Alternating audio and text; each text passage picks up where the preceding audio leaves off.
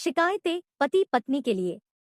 दोस्तों, जब नई नई शादी होती है तो पति पत्नी में प्यार बहुत ज्यादा होता है। समय के साथ प्यार कम होते जाता है और फिर एक दौर ऐसा आता है जब वे एक दूसरे के साथ बातचीत भी नहीं करते। ऐसा बिना कारण नहीं होता, इसके पीछे जो छोटे छोटे कारण जिम्मेदार होते हैं उनके बारे में कोई ज्यादा सोचता नहीं है। आज की कहानी आपको इन सब कारणों से अवगत कराएगी और सोचने पर मजबूर कर देगी। इसलिए इस कहानी को पूरी जरूर पढ़िएगा। पति पत्नी काफी दिनों के बाद आज एक साथ बैठकर चाय पी रहे थे क्योंकि आज उनकी शादी की 25वीं सालगिरह थी।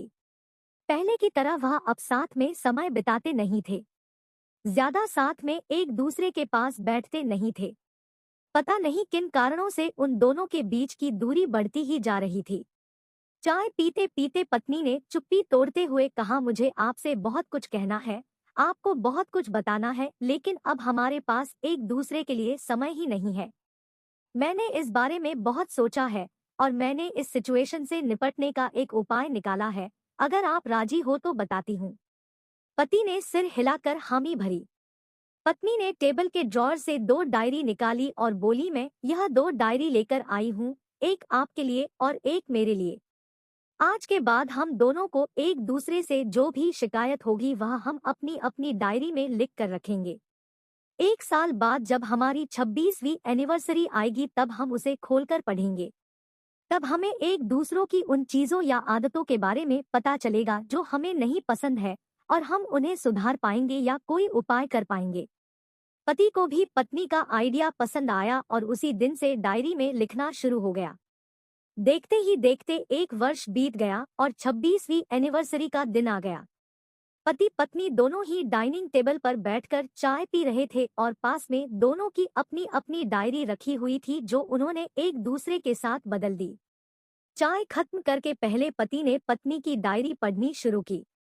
उस डायरी में काफी सारी शिकायतें थी, जैसे कि आज होटल में ले जाने के लिए वादा किया था लेकिन फिर भी नहीं लेकर गए। आज मेरे मायके से मेहमान आए थे, उनके साथ पति ने अच्छे से बात नहीं की। कितने महीनों बाद आज मेरे लिए साड़ी लाई लेकिन पुराने डिजाइन की। आज मेरे सीरियल देखने के समय पति ने चैनल बदलकर न्यूज चला दी। आज गीला तौलिया सोफे पर छोड़ दिया। ऐसी कई सारी शिकायतें थी। डायरी को पढ़ते पढ़ते पति की आंखों में आंसू आ गए। पति को काफी अफसोस हुआ। वो अपनी पत्नी से बोला, मुझे इन गलतियों के बारे में एहसास ही नहीं था, लेकिन अब मैं तुमसे वादा करता हूँ कि ऐसी गलतियां मैं अब फिर से नहीं दोहराऊंगा। अब पत्नी ने पति की डायरी खोली। पत्नी ने डायरी के कई सारे पन्ने पलटे लेकिन वह पूरी तरह से खाली थी। कहीं पर भी एक शब्द भी नहीं लिखा था। पत्नी बोली, आपने तो डायरी में कुछ लिखा ही नहीं है। पति बोला, आखिरी पन्ना देखो, मैंने उसी पर लिखा है।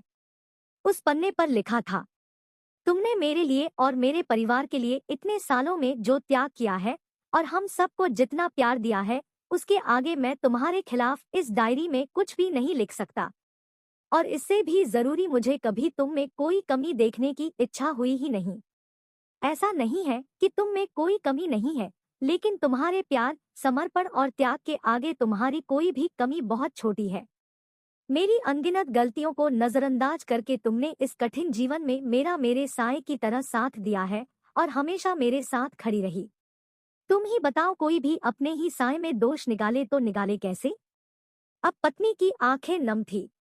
पत्नी ने पति के हाथ से अपनी शिकायतों की डायरी ले ली और उसे जला दिया। पति पत्नी का रिश्ता एक दूसरे पर विश्वास पर टिका होता है और उसी से वह मजबूत होता है। उम्र के एक दौर में पति पत्नी को एक बात अच्छे से समझ लेनी चाहिए कि एक दूसरे में गलतियां और कमियां निकालने के बजाय अगर यह याद रखा जाए कि उसके साथी ने उसके लिए कितना त्याग किया है, तो इससे उनका रिश्ता और भी ज्यादा मजबूत ही होगा। दोस्तों, छोटी सी इस कहानी को लिखने के पीछे मेरा प्रयास है कि इन दिनों पति पत्नी में बढ़ते जा रही दूरियां कम हो सके और खासकर गलत फहमियों की वजह से या सिर्फ बात ना करने की वजह से बढ़ती जा रही दूरियों को आराम से शांति से बैठकर बात करके कम किया जा सकता है या खत्म भी किया जा सकता है।